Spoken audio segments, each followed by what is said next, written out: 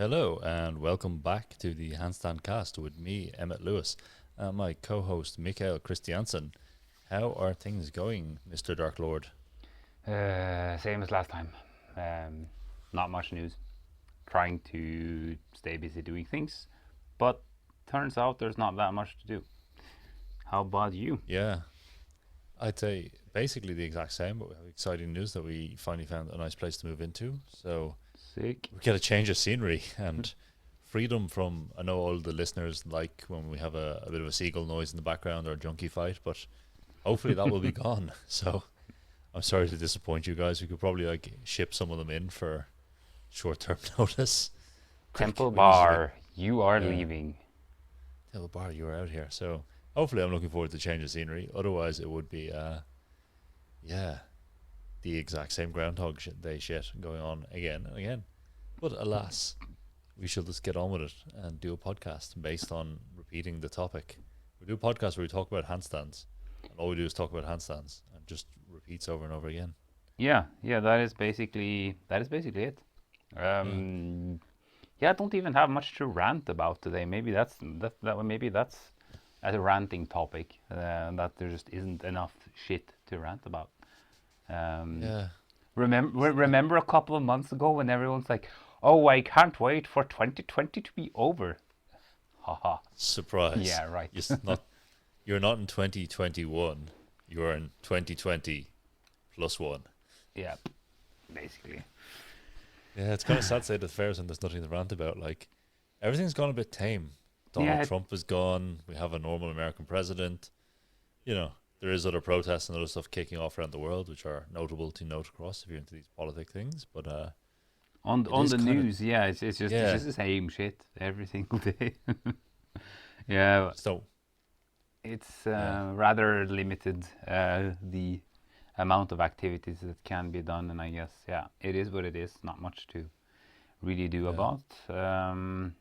Train some handstands now and again, but also that's like, I mean, for me, like obviously for everyone, I guess, it's just much less motivating one when you don't have that many people to interact with if or when you train, and like for us performers as well, it's just, there are no shows, there are no nothing, and like you just don't have anything to train for. And like when people were thinking that, oh yeah, like in a while, like I'll be back on stage, and people were thinking it was like a 6 month thing, sure, like it was, you could kind of think to keep in shape due to that, but like now, like it's for me, I mean, I enjoy to train usually, but when it's never really a social activity, and when there's like so much of that kind of uh, that community sensation of it is not there, it just becomes a chore and kind of this like mindless, okay,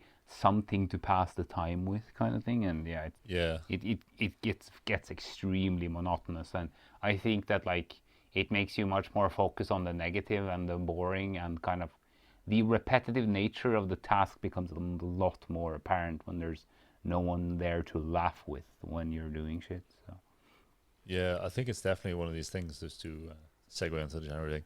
January, February are shit months for motivation. They're probably great for Australians because summer is coming and yes, cheaters. all this stuff, cheaters. But for all of us in the northern hemisphere, it's just a bit like I've been dealing with this all of the last 2 weeks, where I've just been skyping my clients or talking to them, and yeah, basically everyone's in a funk, and it's not unique, and it's Hmm. just a bit shit.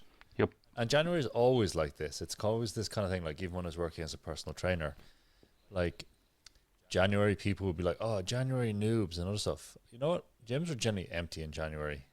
Gyms didn't start getting busy till mid-February and afterwards, Mm. and that's when it was kind of the running joke. Oh, January, like February was your Christmas bonus.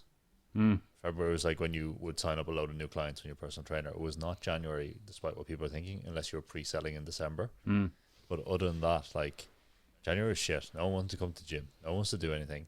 Everyone feels bad about not wanting to do everything. And maybe there's just a chronobiology thing of here. Like you're in the dead of winter.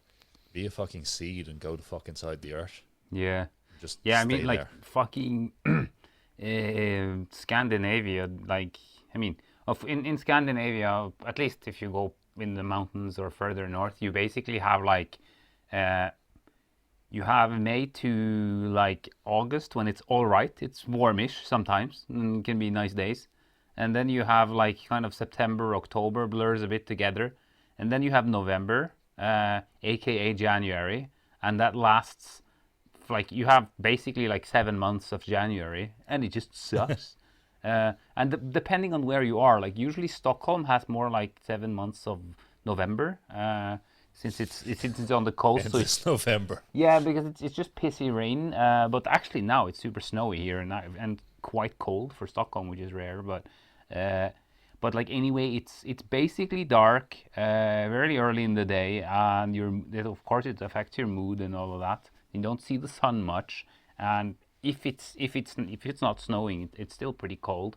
Uh, and it just lasts and lasts and lasts and lasts, and then like January comes, like okay, you've been through Christmas, and like December is cold, January is cold, and then you come to February, and you're pretty tired of the entire thing. It's like, oh yeah, it's not done. Like it's still 2 months left until like it gets actually bearable out there, and it's just like, yay, let's go on again. And then like, yay, finally May comes, and then you have like 3 months of something sometimes, and then on again, repeat, rage.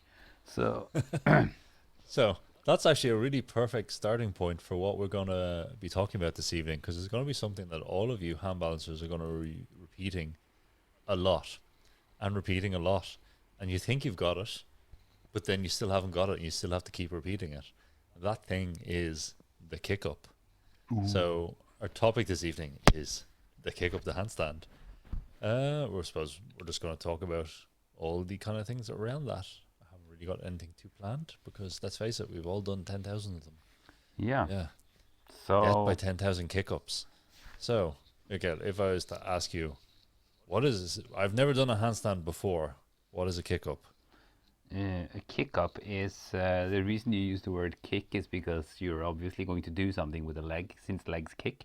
Um, so, I mean, to isolate the kick up to handstand is basically inverting the body and using one of your legs, or both even possible, as kind of pendulum swinging up in the air as you place your hands on the floor to invert your axis, and to turn your hands into feet and put your feet in the air.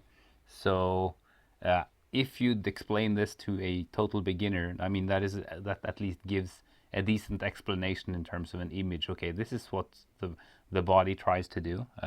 So the task is seemingly very simple, but it has a lot of these details to it that are very easy to miss, and which actually most beginners miss. It's astounding how many people basically just need time to understand how to kick up to handstand, because it's a refinement process. And but I think it's the simple nature of the task, like in terms of like how it looks, and the principle seems very simple. So I think that's Yeah. what makes it elusive when you actually like get into the details. Like, oh yeah, you need to push through your shoulders like this. You need to like there's a specific relationship between how far away you put your hands and how much force you need to drive with the heels. Are you kicking with both legs?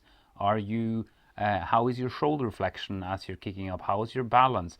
Can you stay on your hands? Are you safe with falling over? All of these things will matter to a large degree when you're then standing there on your feet and trying to kick up. And I'm sure for those of you that are listening that are still at the stage where you're like kind of maybe worried about the handstand in terms of like it might be a bit scary, or you haven't held it yet, or your kick up kind of isn't there, you can probably associate this, because it's like when you can't kick up, it feels like a big deal, and that I think is a thing that can be easy to miss as a teacher. You say, "Oh, come on, it's just a kick up. You just throw yourself down onto the floor," and then the person's like, "What the fuck do you mean? Help?" Yeah. I think it's one of these things. It's like, I always just wonder, is it like a meme in society? Because if you go to a park during summer or other places and you see people who they're enjoying the sun, hanging out, and they start trying to do some handstands. I'm not saying they're doing it, not saying any kind of thing, or if you watch kids, like if they try the handstand, the first kind of thing they'll do is kick up. But I wonder, is that just a societal imprint of like, is kicking up the most obvious way to get on your hands. If you were to say to someone who's never seen a handstand before, go stand on your hands, how would they do it? I wonder, is the kick up the most way, or is tuck up or a kind of jump to straddle more intuitive? Part of me thinks like the kick up would be, because it kind of would mimic the walking pattern. Yeah. But at the same time, maybe not. But I do think though that like the kick up is maybe the one that allows you to the most easy, since you're like, if you're doing it from a standing position, you're inverting your body as you go, so the driving force of you putting the hands down towards the floor will lead it'll be intuitive to drive one leg up together with it. So, and having watched children, this is what they usually do. Like, even I remember my nephew, when he was like a toddler, he saw me handstanding in the living room when I was at my mom's place, and he went over to the cane and he kind of grabbed it and he put his head down towards the floor and he would lift one leg. So that would be the baby's immediate response. I've seen other babies do this too, like put the hands on the floor and lift one leg into the air. Yeah.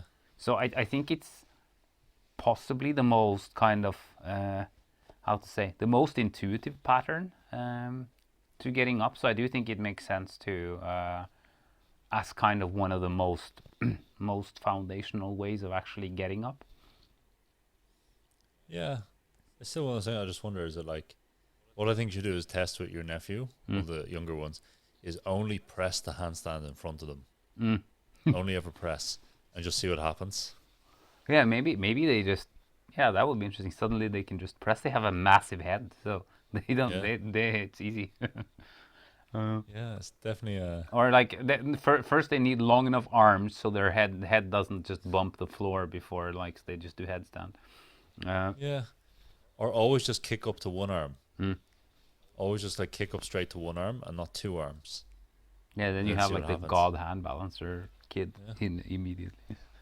This is But I mean, I think it's to get into kind of the technicalities of the kick up, like we've talked about before on the podcast too, is I think it's extremely important to address kind of the gymnastics method of it and what that tries to achieve, versus just like a hand balancing approach to it. And like on average, the gymnastic style would take a longer lunge step, place the hands further from the arm, from the legs, and swing up with the leg and swing it quite hard, possibly even kicking with both legs to make it up.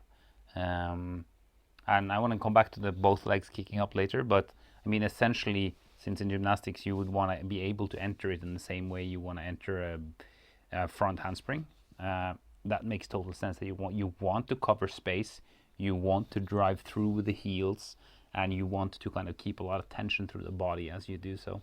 Whereas, I mean, if you just want to step on your hands, that is the thing that we're trying to push in terms of the concept, is rather place your hands close to your feet, because that means that like the de facto energy in terms of physics that is required to invert the body, if you put the hands close to your feet, it's just you need less energy to get upside down if it's done properly.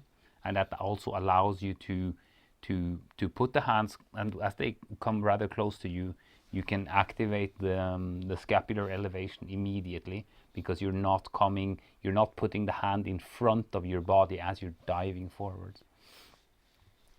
Yeah, it's definitely one of the things. I think back to some of the first coaches I had were gymnastics coaches, and even though they were teaching in circus schools, with the kick up for them, a lot of them had a process for the kick up when you're doing just a handstand, that you're trying to mimic your tumbling takeoff for like a front aerial or something like this, or front handspring.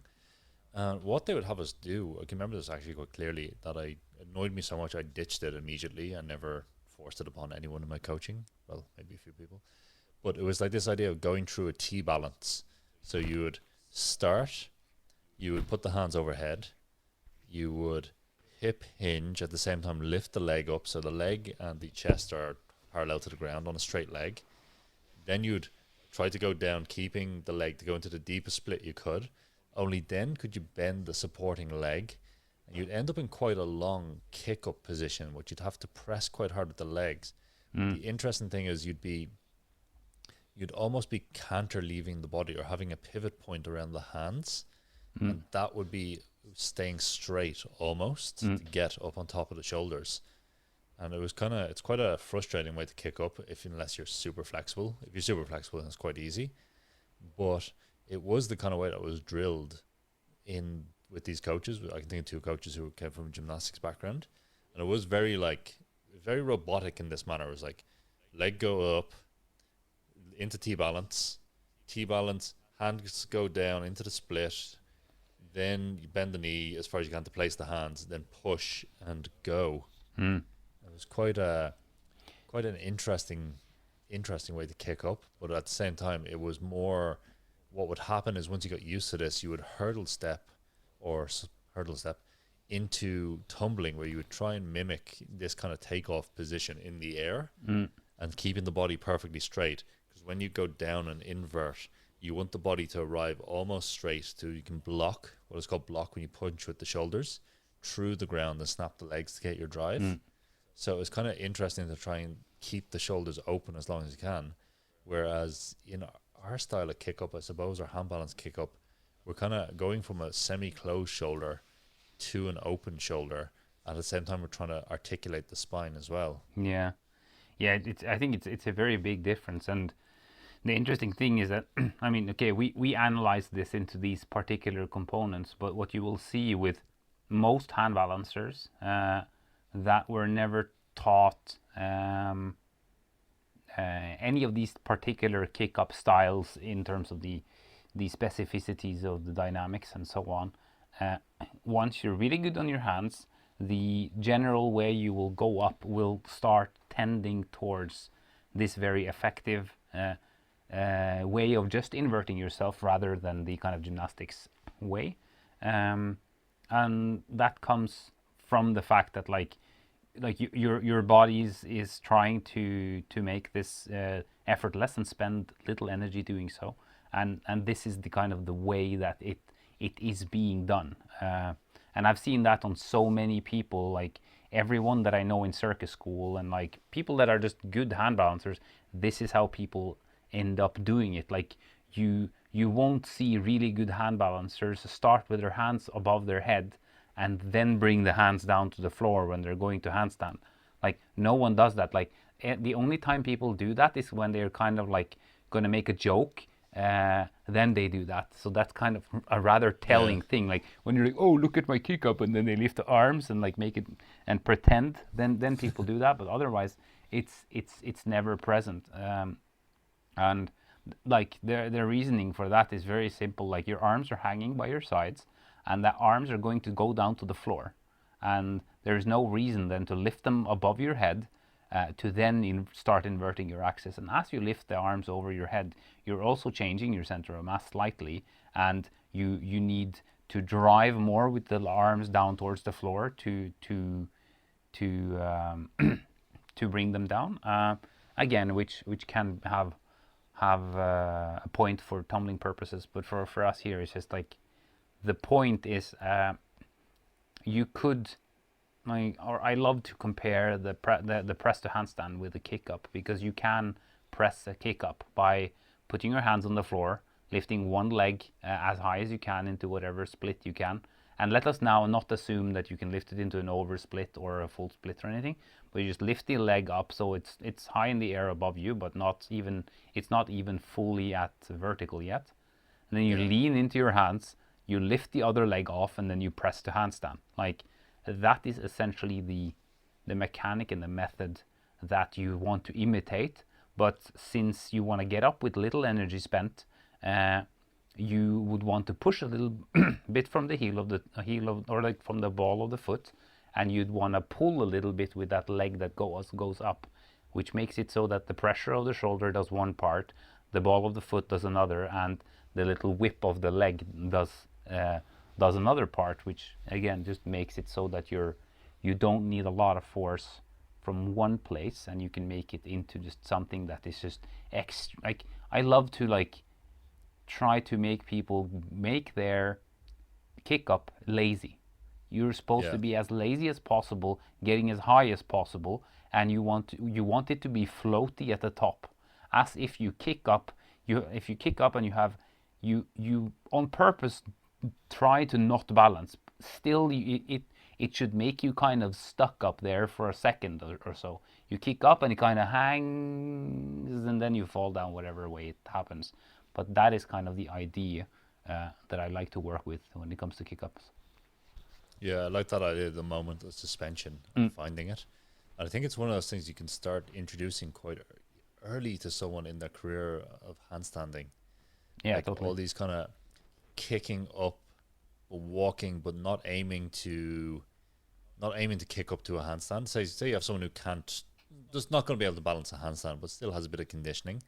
All these kind of walking kick ups or kicking up on the spot, but only aiming to hit 45 degrees, and that kind of diagonal line kick ups are these kind of, they're very nice for just introducing this floating feeling, even at a point where someone can't get all the way up on their hands, because you can experience it.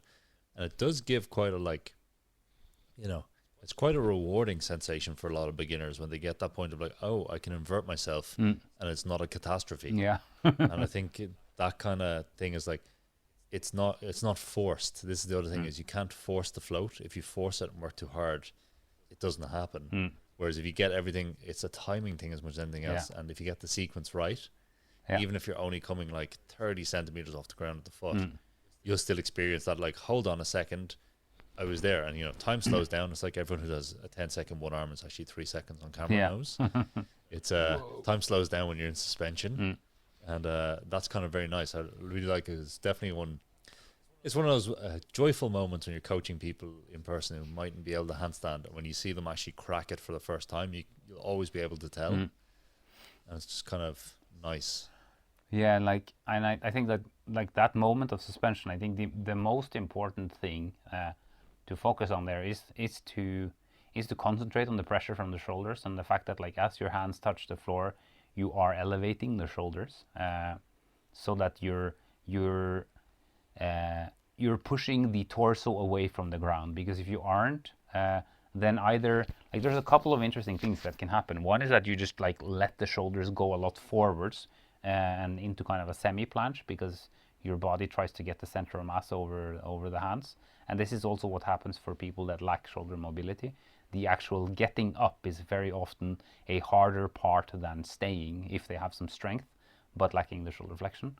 And then the other thing that can happen is that, like, if you kind of just put your hands on the floor and you whip your legs upwards, but you don't have any kind of commitment through the shoulders, you very often end up doing some kind of, like, I call it the snake, because, like, you put the hands really fast down on the floor, you throw them down, you kick the legs really hard. You have no kind of commitment and pressure into the floor, which means you don't feel your weight on your, like, you don't feel as if you're carrying the entire body on your hands from the second that you start kicking up. And then as your feet reach the full kind of inverted position, your shoulders have actually traveled back behind your hands again. So they never get to that kind of shoulder overhand position that we want.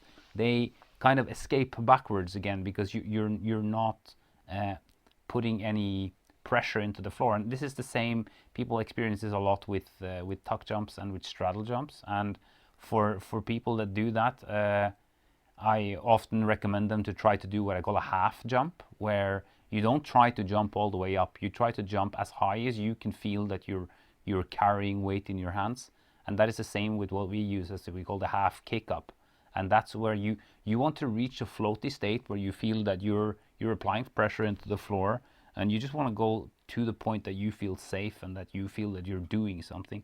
Because if you just, like, mindlessly try to throw loads of energy into the air, that is the kick and pray method, because you kick your legs loads and then you just hope that you end up somehow in the right constellation up there, and then yay you. But it's going to be random, and it's going to take your body a long time to adjust to, compared to having, like, a focus in one point which is tangible, which is your hands. So, like, thinking about like the pressure down into the floor is going to for most people do wonders, and it's also going to give you a kind of free ticket to a 0.001 feeling of a press to handstand, because that is ultimately what you do when you press as well. It's just that you don't use your legs. Yeah, it's definitely one of those things. The way I would explain that to people, just to drill at home, is a lot of people on the kick and pray method. You're not, if you weigh 70 kilos and you kick and pray, even if you go for it, you suddenly will end up at a point where that 70 kilos lands fully into your structure in a very quick amount of time. And if you're not pushing, it's like, say, if I said to you, oh, I'm going to jump into your arms, get ready, catch me. I could probably do it. Or you could probably do it. Whereas if I just jumped onto you without warning anything, you just completely collapse under it. So it's this idea that, like, when you have your hands on the ground, if you're pushing with the intent to push away, then it's fine, it will load. If you do the kick and pray method and you're not pushing, if you weigh 80 kilos and you're pushing with only 60 kilos of force, suddenly you're just going to exceed your capacity, what you've done, and you will just get some kind of jank to have to deal with. So it's this idea of, like, what we're trying to do is always establish, like, what's going to happen next. And by having, this is the kind of thing where we could differ, I suppose, having the hands on the ground or being ready and placing the hands nicely and being ready to push, and then pushing at a slow point. Slowly you'll articulate the weight into the hand in an increasing manner where it becomes like almost analog in the feeling. It's like, oh, even though it's not exactly, but it feels like, oh, suddenly I get 20%, 30% as the leg is going up to the ceiling, and then eventually when it's vertical, you get 100%. Whereas if you go for the kick and pray, it's like, oh, even with kicking with momentum for tumbling, suddenly you end up with 100% of your weight on your hands, upside down. Yeah. Are you ready for it? If you're skilled and if you've practiced this, yes, then it's not a problem.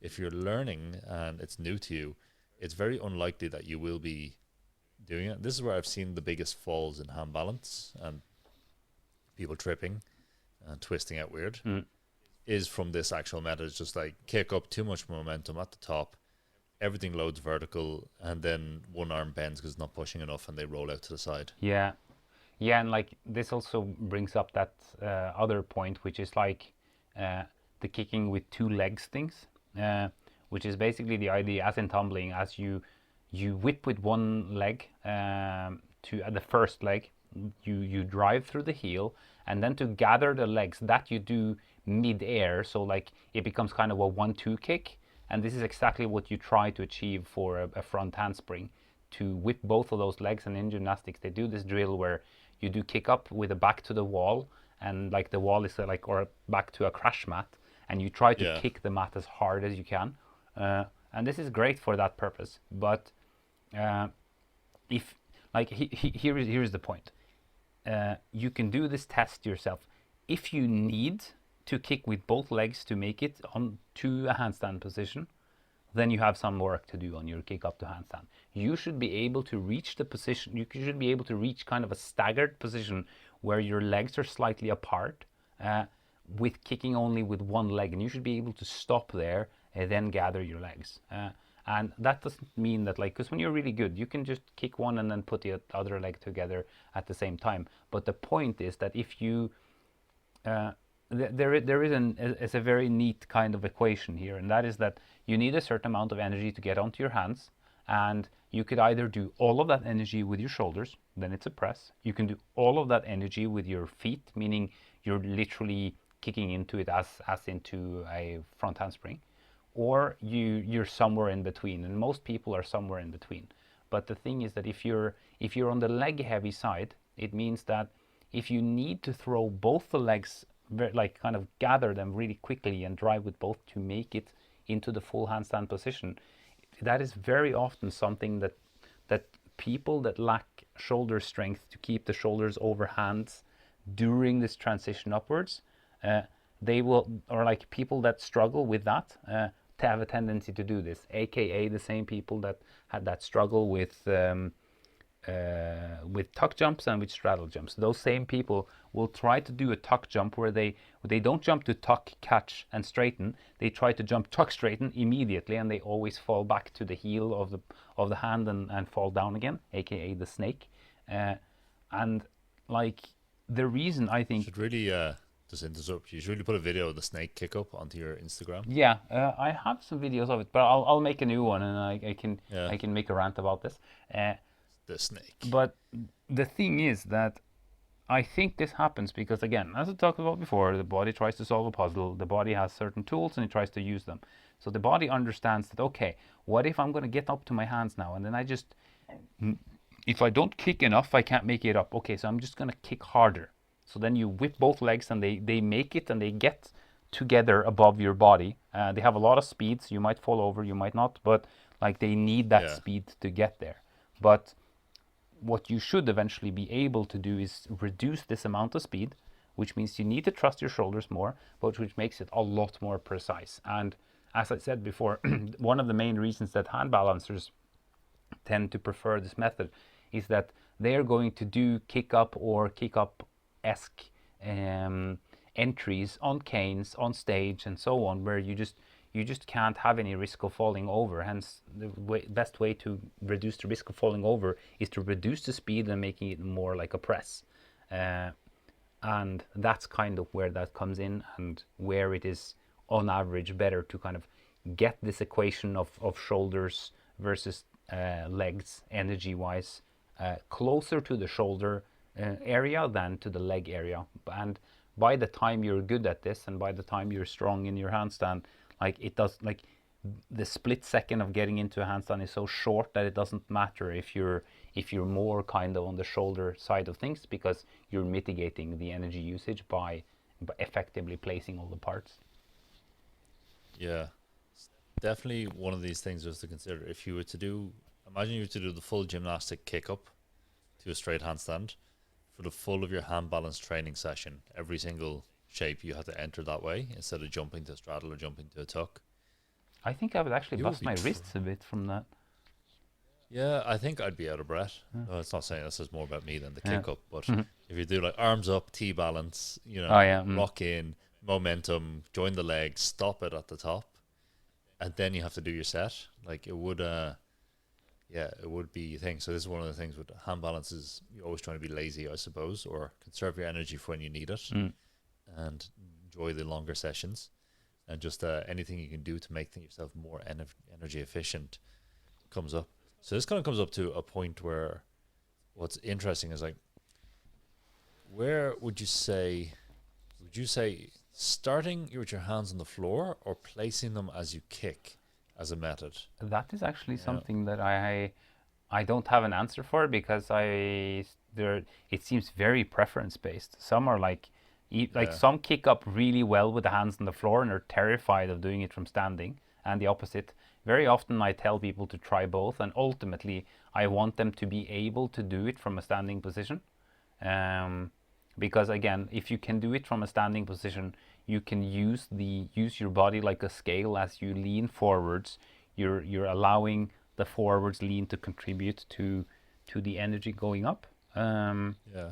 But yeah, it's certainly something that that I think is good to try both with. But I think for precision for beginners, it's probably in one sense better to start with them on the floor. But one thing that I definitely want people to get away from is like, okay, I put my hands on the floor, I'm going to do the kick up, and then I'm just going to lift one leg, and then I'm going to do the pulse 1 and 2 and 3, and then kick up, Jesus, and yeah. 1 and 2. Like, how much time are you putting into it? How much energy are you spending leaning onto your hands before doing the thing? I get the point. I can also, like that mind process can happen also for me in completely unrelated things, but it's somewhat something to aspire to move away from, I think. But one thing that's really good with having hands on the floor, which is a positive thing of that, is that you can kind of see, you can try to put your shoulders like a little bit extra in front of your hands. I mean, I'm not talking planching, just like you put the weight like a Yeah. centimeter further front, and then try to kick up there and see, okay, does it help you, does it not?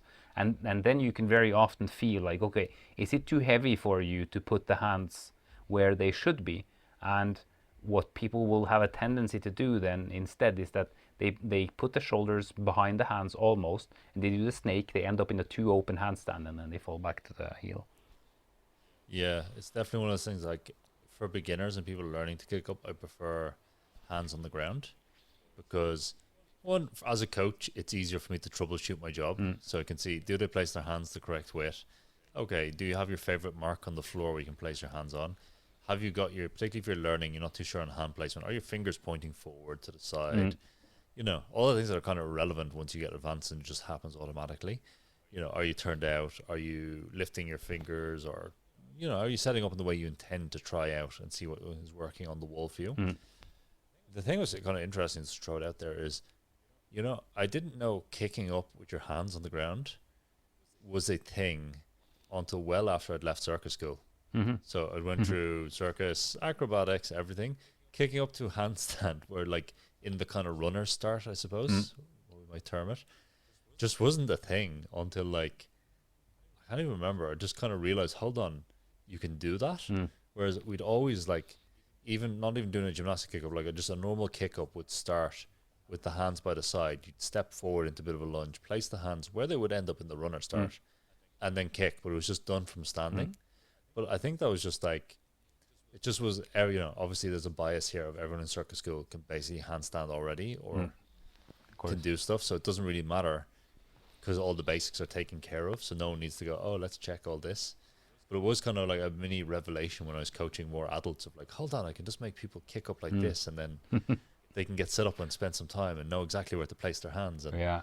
all this kind of things. Whereas like, you know, my preference is just to kick up from stand. I prefer that. Mm. I just let my hands go. I lean forward. It's all automatic now. Mm. I think And then I go. I think maybe particularly though for people learning on the wall in the beginning, it's good with hands on floor since some people are worried about banging the head on the wall or like they don't really they're not like safe and sure on the movement yet.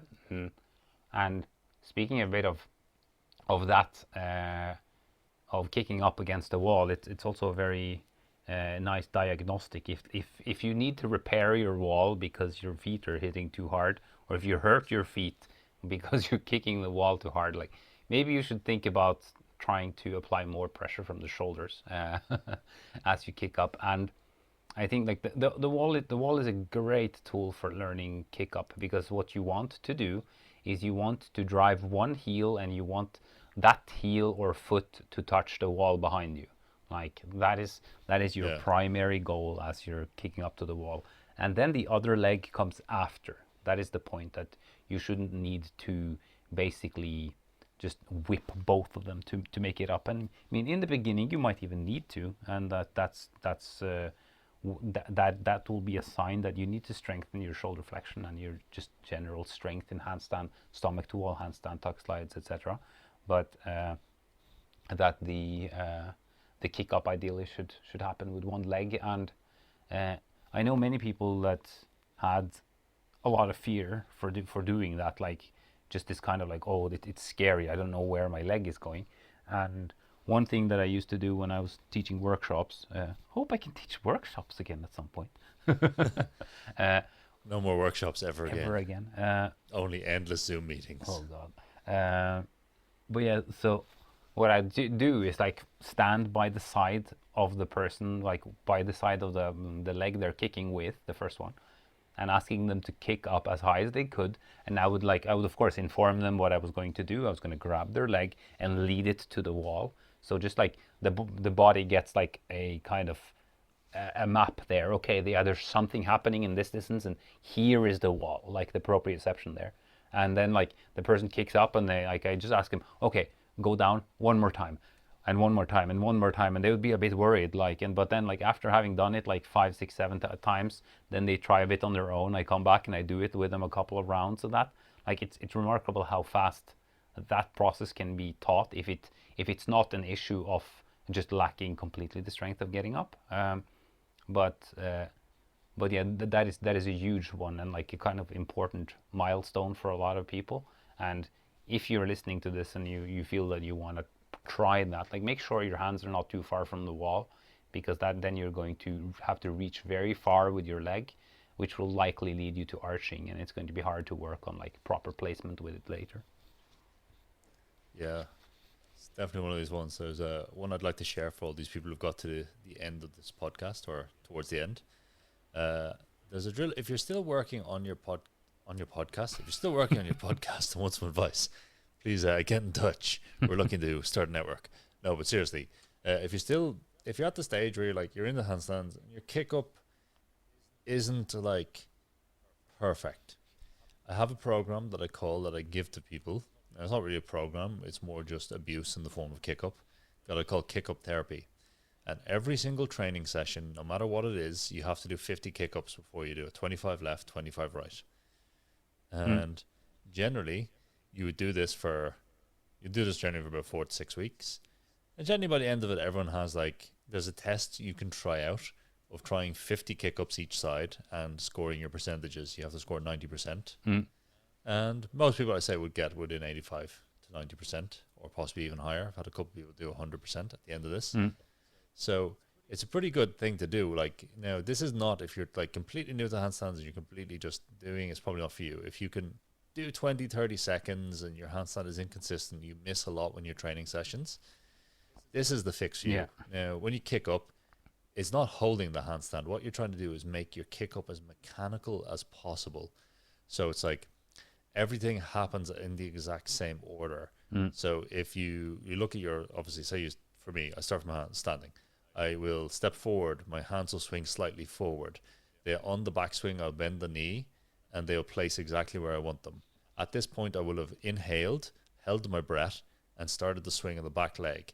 Once the swing of the back leg is hit full extension of the hip, but not a bit beyond it, which will start to twist me personally out, then I'll push through the leg. I'll push through the leg, aiming to push mainly through my toe to get my leg straight.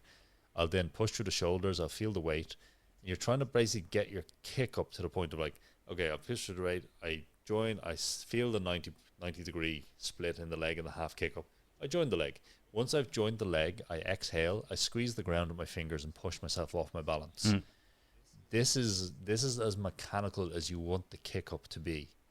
That it's literally like playing a scale on a music instrument. Do, re, mi, fa. So I can't sing. But that kind of idea of and getting this kind of rote practice of I can do a kick up, I know how to do it. Now it's to make it precise and that it's the exact same kick up every time. Yeah. And kick up therapy is the fix for that. Yeah, I like the word or the phrase kick up therapy.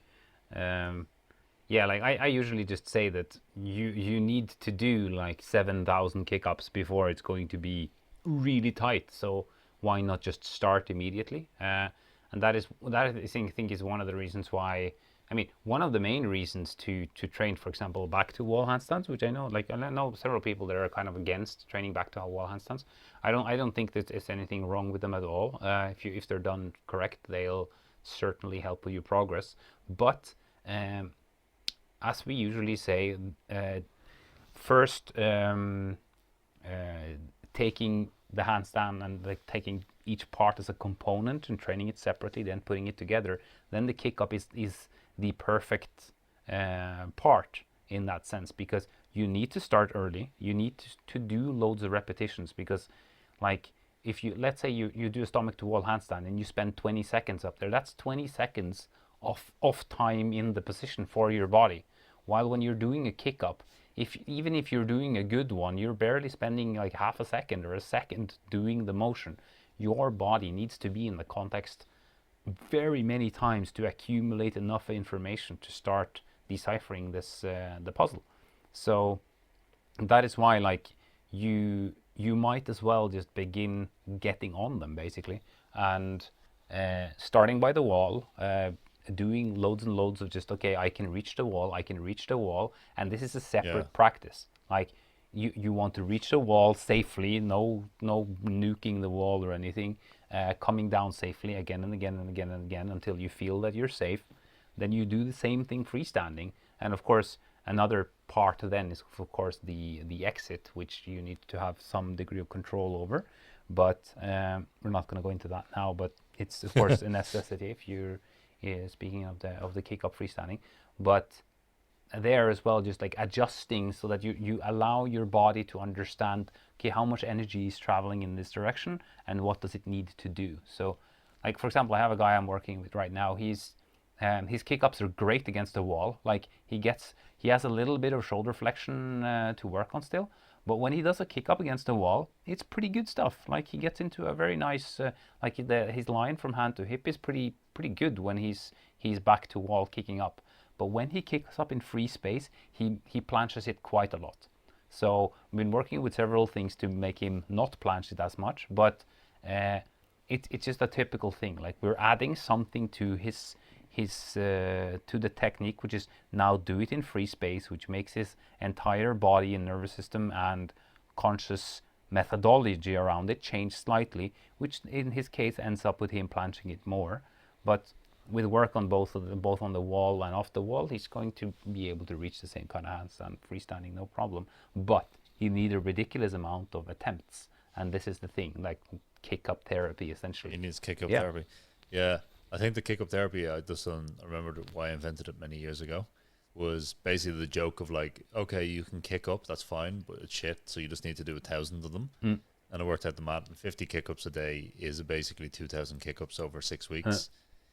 And so if you're aiming to get like 1,000 reps in on each side, kick up therapy is for you. It's a good warm up for most of your other training. Exactly. And, the goal is to not spend like kick up and have a 5-second handstand every time. That's not it. The goal is to kick up, get to the top, and then come back out the same way. So squeeze fingers, step out. So you're just trying to drill it. It's pure. This is the kind of thing what I think is missing a bit in terms of conceptual and training a little bit is the difference between a drill and how you should do it. A drill is something that it should almost be done by rote. It's to build muscle memory. So once you can do something, first you got to like be able to do the skill to a certain degree, have all the strength requisites and mobility covered. Then once you have it, you drill it to the point where it's just like mechanically done, and then you can do it. And that's kind of like conscious, unconscious doing and grinding is very important. We know for most of our other stuff we do, but for the kick up, it seems to be like people, I don't know, can get a bit lazy sometimes, or not lazy. They just assume that because I'm kicking up to every handstand I'm doing, or as if I'm getting enough practice in.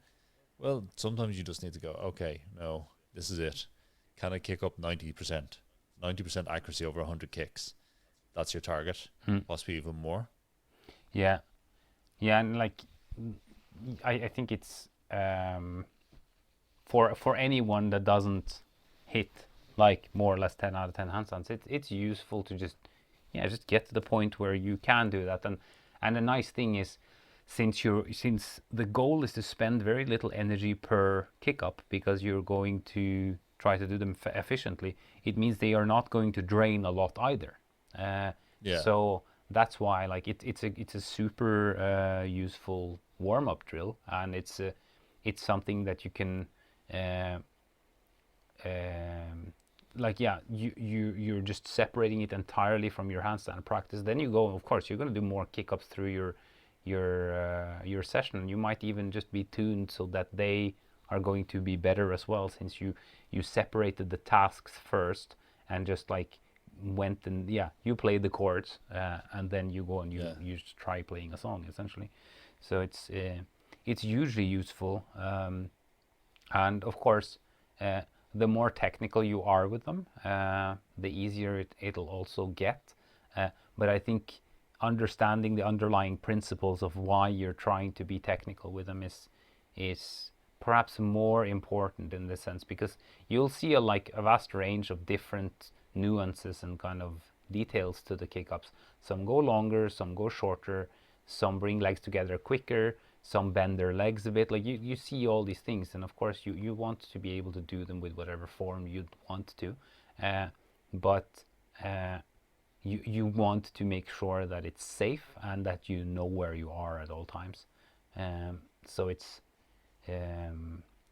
something that is worth working on for anyone that can't just go up and do it at any given time, basically. Yeah, it's definitely one of these things. I think, just to add another point in on the kick up, is the hand balance kick up, the style we kind of coach, gives you a choice that once you get mostly inverted, then you can segue to every kind of handstand you want. Oh, you want to kick up and go straight to straddle, boom. You want to kick up and go straight to tuck, you can. You want to go to stag, you can. You want to go to split handstand, you can. the same half kick up and kick up we teach, it also turns into the one arm kick up. Mm. I've had one of my advanced students kicking up straight into Katkov Mm-hmm. recently when he broke his arm. It was kick up month when he had an injury in his wrist, which was thing. So he's kicking up straight to Katkov. For those of you who knows what it is, it's like a one arm Mexican pike back bend twisted at 90 degrees. Pretty tricky. So yeah, it's pretty nimbly, but he was getting it. But it's the same kick up, whereas the gymnastic kick up, not to rip on it, just goes to one place. It just goes to the handstand. Yeah, I remember when I started playing with kicking straight into the one arm switchka position. Yeah. I figured out how to do it when I was teaching a beginner's class, because I was teaching and I was like, okay, yeah, so you need to think about bringing this one leg all the way up and then you gather your legs. And I was like, why am I not trying to do that when I try kicking straight to switchka? And I was like, started trying to do that, and like, it works. Like it's even possible to get a decent level of consistency doing such a complicated thing, because the focus is in the hand and the pressure through the shoulder, and you feel like this analog pressure. You feel your weight, you feel your body on the way up. You reach a handstand with your legs staggered apart, and then the leg is just going to the other leg. So there is no forwards force with that leg, and that is why I love this kind of kick up, these kick up principles a lot, is because they apply to a beginner and they apply to me and anyone better than me. Like it is the same thing that you're doing. If you're doing a one arm kick up into a straddle position, if you're doing a one arm cartwheel entry onto one cane, it's the same thing. Like you apply pressure into the floor so that you feel you feel elbow over wrist, shoulder over elbow, you feel sternum over shoulder, and you feel the hips above the torso. Once the hips is above the torso, it is only a job of your shoulders and hands to maintain that pressure, and then it doesn't matter where your legs are. So it gives you a lot of range very early in the motion, and this is the interesting part, is that like you can kick up with like 5% energy and press with the rest, as I talked about before. That like it gives you an enormous amount of feeling directly, and this is what you need to be able to go up into a handstand on top of something and be 100% sure you're not falling over. This is what everyone that does like kind of stunt handstands or handstands on top of tall things, like they intentionally, they know, okay, I'm going to put my weight in a very safe place in my hand, and then I just apply the pressure into that point, and then I'm on my hands. Like there's literally no kick or nothing, like just to make sure that, okay, yeah, I get to that point, I stay there, I do whatever I want, and then if I let go of my shoulders in an emergency, I fall back to my feet rather than over. Yeah. Stunt handstands. I think that should be our next course. How to do handstands on the edges of buildings. Yeah. With that in mind, I think we're going to wrap it up there. Yes. I think we've covered everything. So this episode was kind of based on a lot of questions we've gotten on kick-ups and all this. So we're not going to have questions today. But if you would like to send us your questions in, either we'll roll them into an episode or we'll just answer them directly, please send them to us at Handstand Factory on Instagram. Other than that, I've been Emmet, here with the Dark Lord. A special shout out to a friend of ours on Instagram called Meditations of an Anxious Mind. Check him out. Yeah, go follow him. He's hilarious. Yeah. Other than that, yeah. Have a good Cheers. week. The Handstandcast is brought to you by Handstand Factory and is produced by Motion Impulse. Thanks for tuning in. You can find a full transcript of each episode along with the show notes and any relevant references on handstandfactory.com/podcast. Thanks to Isaac for editing and Jordan for transcriptions. Music by Daniel Horwath. If you want to support the show, you can buy us a coffee on buymeacoffee.com or consider starting one of our Handstand Factory online programs. Links are in the show notes.